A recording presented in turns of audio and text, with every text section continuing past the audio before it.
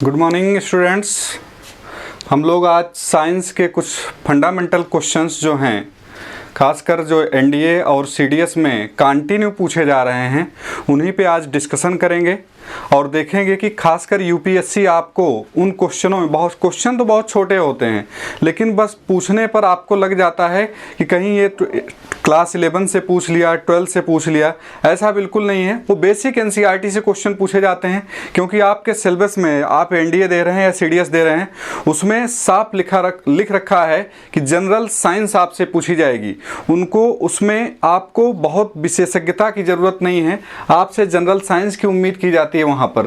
तो हम लोग इसी सीरीज में एनडीए और सीडीएस के कुछ बहुत इंपॉर्टेंट क्वेश्चन जो बार बार रिपीट होते हैं, उनको हम लोग आज यहाँ पे डिस्कस करने वाले हैं और बने रहिएगा आप इन 15 क्वेश्चंस के साथ। सबसे पहला क्वेश्चन आपको स्क्रीन पर दिख रहा होगा, fundamental particle of atom, Hindi में है परमाणु के मौलिक कण क्या हैं। फंडामेंटल पार्टिकल्स एटम के कौन से हैं आप जानते हैं। इसमें जो ऑप्शन आपको बना के दिया गया है उसमें आपका लिखा हुआ है इलेक्ट्रॉन, दूसरा ऑप्शन प्रोटॉन लिखा हुआ है, तीसरा ऑप्शन न्यूट्रॉन लिखा है और चौथा option all of the above लिखा है। मतलब आपसे पूछ रहा है कि क्या एटम के जो फंडामेंटल पार्टिकल्स हैं, मौलिक कण हैं, उसमें इलेक्ट्रॉन, प्रोटॉन, न्यूट्रॉन, इन तीनों में से कोई एक है या ये सभी आते हैं। तो आप जान लीजिए, बहुत बेसिक चीज़ है। क्लास 9th में आप इस चीज़ को पढ़ चुके होंगे। एनसीईआरटी में बाकायदे इस चीज़ को मेंशन किया है कि फंडामेंटल पार्टिकल में आपके इलेक्ट्रॉन भी आता है, प्रोटॉन भी आता है और न्यूट्रॉन भी आता है। मैं आपको थोड़ा सा डिस्क्राइब करता चलूं कि एटम की जो स्ट्रक्चर होती है, यू नो दैट, आपको ये पता होगा कि सेंटर में उसके क्या होता है, न्यूक्लियस होता है। क्या होता है? न्यूक्लियस, जिसको हिंदी में क्या बोलते हैं अपन लोग, नाभिक बोलते हैं। न्यूक्लियस में न्यूट्रॉन और प्रोटॉन होते हैं और इसी के अराउंड इलेक्ट्रॉन रिवॉल्व करता है, घूमता रहता है। तो आप कह सकते हैं कि जो एटम का फंडामेंटल पार्टिकल है वो इलेक्ट्रॉन, प्रोटॉन और न्यूट्रॉन होता है। ऑप्शन को पढ़िएगा, इलेक्ट्रॉन भी ऑप्शन में है, प्रोटॉन भी ऑप्शन में है, न्यूट्रॉन भी ऑप्शन है। तो आंसर कौन सा लग जाना चाहिए? D option. मतलब सभी इसमें करेक्ट हैं एटम के फंडामेंटल पार्टिकल के लिए। चलिए बढ़ते हैं अगले क्वेश्चन पे हम लोग। नेक्स्ट क्वेश्चन पे हम लोग बढ़ते हैं। क्वेश्चन नंबर 2 देखिए हमारा क्या लिखा हुआ है। क्वेश्चन नंबर 2 की बात करते हैं हम लोग। लिखा है मोस्ट इलेक्ट्रोनेगेटिव एलिमेंट इज। ये आपको कुछ एलिमेंट्स, कुछ तत्व दिए गए हैं।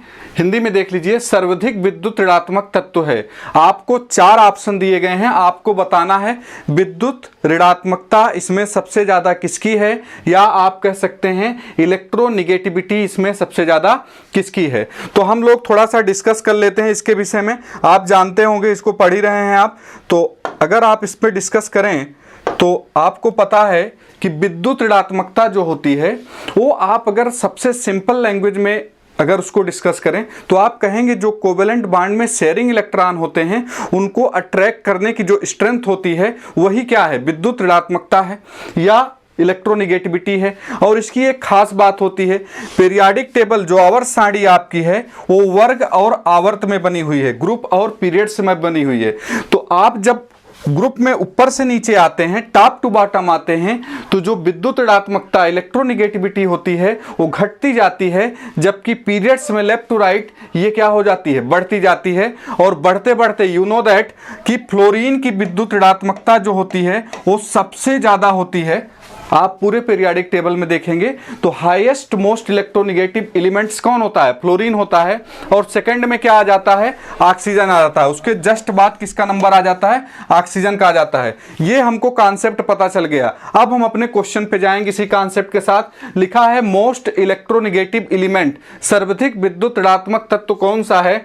ऑप्शन में देखिए ऑक्सीजन है, नाइट्रोजन है, कार्बन है और सोडियम है। जब हमको पता चल गया सेकंड पे क्या है, ऑक्सीजन है, तो हम ऑक्सीजन के साथ चले जाएंगे। इसका मतलब ये सबसे सही आंसर हमारा होगा ऑक्सीजन यहाँ पर, और हम इसको टिक कर लेंगे। क्वेश्चन बहुत आसान आपको लग रहे होंगे और इसी तरह के छोटे छोटे क्वेश्चन आपसे वहां पूछे जाएंगे, ठीक है। वो आईआईटी का पेपर आपसे नहीं ले रहे हैं, वो बेसिकली आपको ये जानना चाहते हैं सामान्य विज्ञान की आपको समझ है या नहीं है, बस आपको उनको ये जानना है। चलिए आगे बढ़ते हैं, अगले क्वेश्चन पे हम लोग आते हैं। नेक्स्ट क्वेश्चन हमारा क्या है, आगे देखते हैं। क्वेश्चन नंबर 3 में हम लोग आ जाते हैं। क्वेश्चन नंबर 3 पे हम लोग आ जा रहे हैं। देख लेते हैं थर्ड को। थर्ड नंबर क्वेश्चन क्या लिखा है, nucleus of atom consist of, परमाणु के नाभिक में कौन उपस्थित होता है। आपका थर्ड क्वेश्चन कह रहा है जो न्यूक्लियस है एटम का उसमें क्या क्या प्रेजेंट होता है। अभी मैंने आपसे डिस्कस किया था कि एटम की जो स्ट्रक्चर है, जो संरचना है वो क्या है, सेंटर में आपका बेटा ये क्या है, न्यूक्लियस है, और न्यूक्लियस में न्यूट्रॉन और प्रोटॉन होता है, और इसी के चारों तरफ इलेक्ट्रॉन क्या करता है, रिवॉल्व करता है, घूमता रहता है। इलेक्ट्रॉन क्या करता है, घूमता रहता है, सर्कुलर मोशन करता है, जिसको आप वृत्तीय गति कहते हैं। तो आप देखिए जो आपका सेंटर है जिसमें आप न्यूक्लियस की बात कर रहे हैं उसमें न्यूट्रॉन है और प्रोटॉन है, बोलो भाई।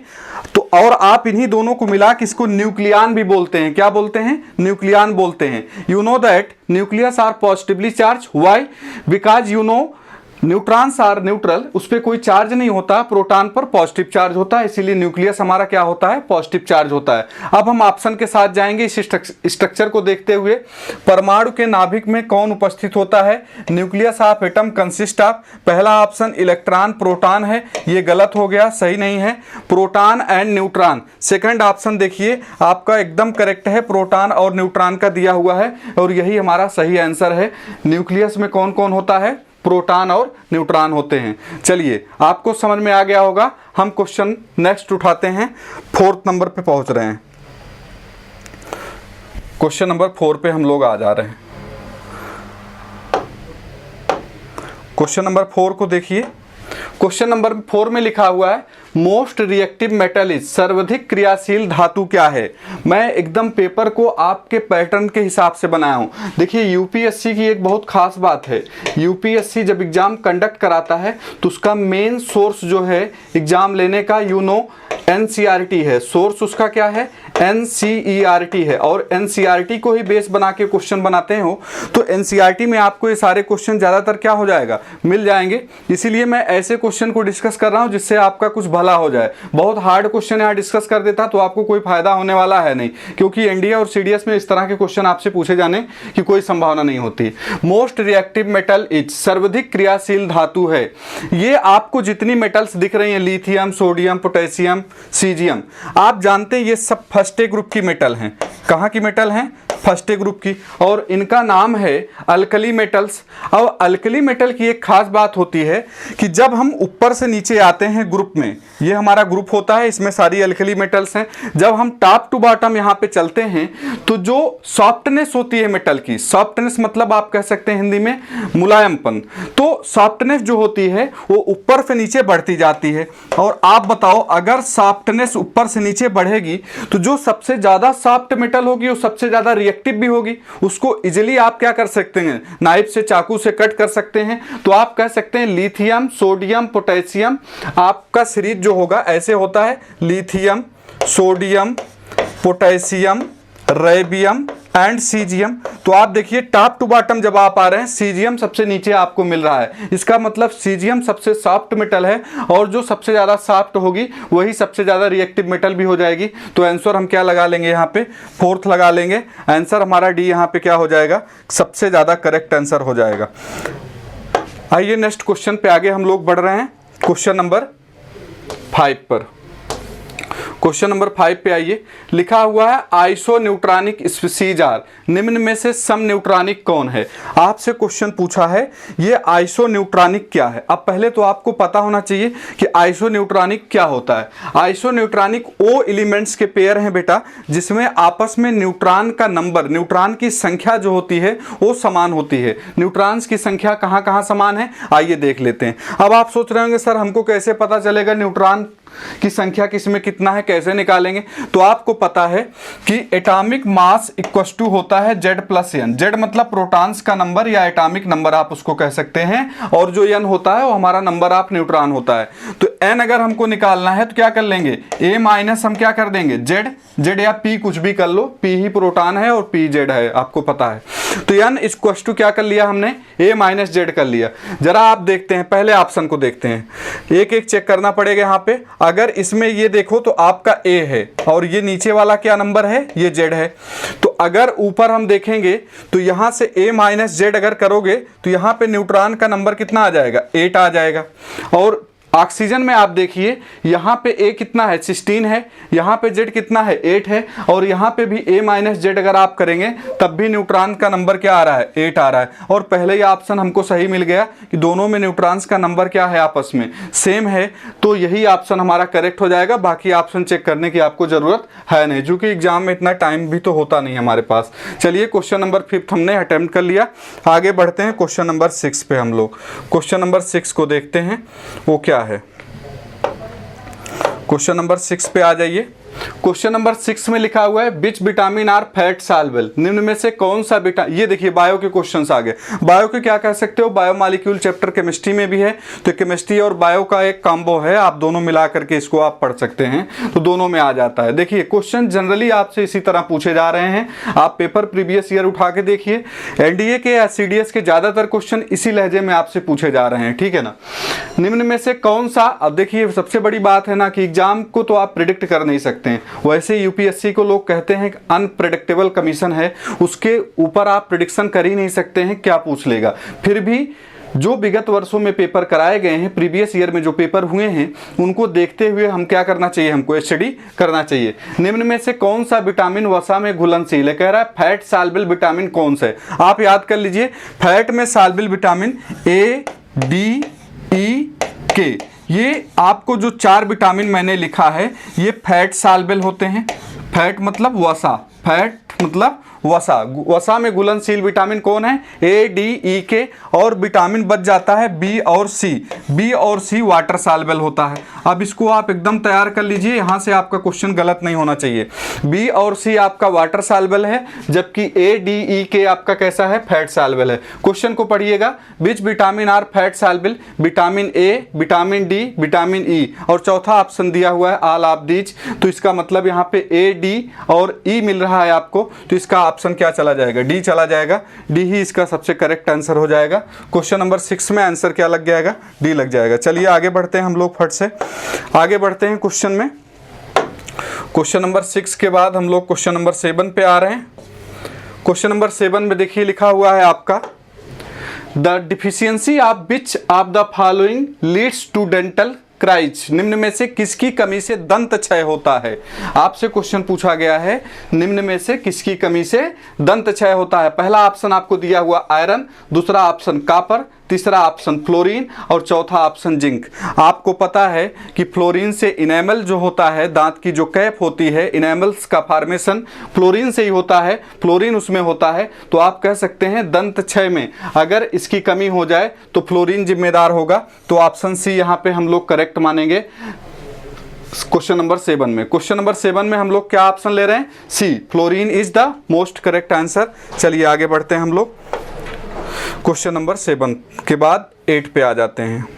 क्वेश्चन नंबर 8, क्वेश्चन नंबर 8 में देखिए क्या लिखा हुआ है। क्वेश्चन नंबर 8 को पढ़िए ध्यान से, which one is bio indicators, कह रहा है निम्न में से कौन सा जैव संकेतक है, बायो इंडिकेटर्स है। इसमें पहला ऑप्शन दिया हुआ एल्गी, दूसरा ऑप्शन दिया हुआ फंजाई, तीसरा ऑप्शन लाइकेन, चौथा ऑप्शन नन ऑफ दीज। अब देखिए इसमें एल्गी और फंजाई भी एक तरह से बायो इंडिकेटर में लिए जा सकते हैं, आप हायर्स बुक पढ़ोगे तो उसमें मिल जाएगा, लेकिन यहाँ मोस्ट करेक्ट आंसर टिक करना था।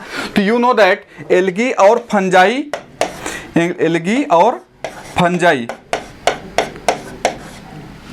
एल्गी और फंजाई का म्यूचुअलिज्म रिलेशन जो है वही क्या है, लाइकेन है, लाइकेन है।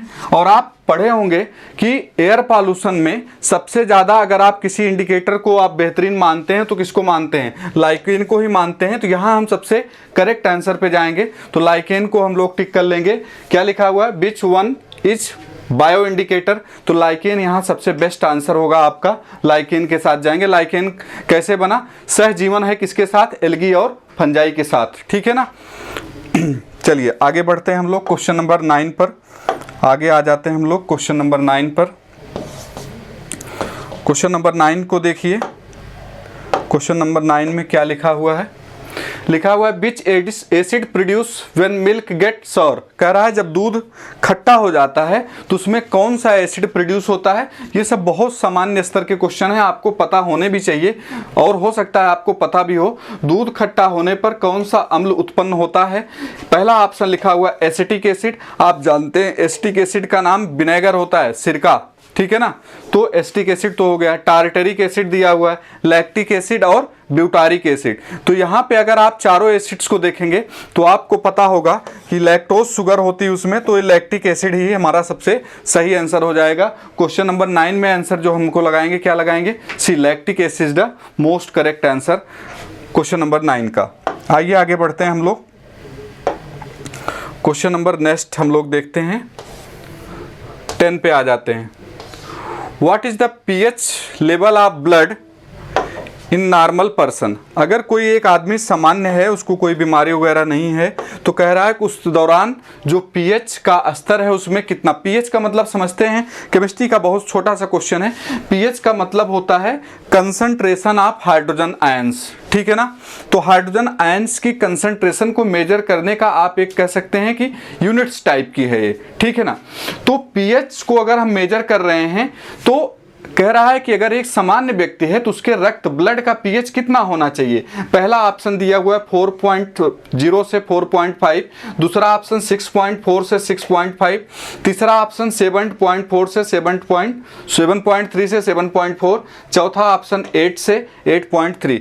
ये आपके 4 ऑप्शन हैं। और आप देखेंगे ब्लड जो होता है वो एल्कलाइन नेचर होता है और उसकी पीएच 7.3 से 7.4 होती है। एनसीईआरटी को आप पढ़ेंगे तो वहाँ एग्जैक्ट वैल्यू लिखी हुई है, जो ब्लड की पीएच होती है वो 7.4 ही होती है, क्योंकि ब्लड अल्कलाइन मीडियम में एग्जिस्ट करता है, ये आपको पता है।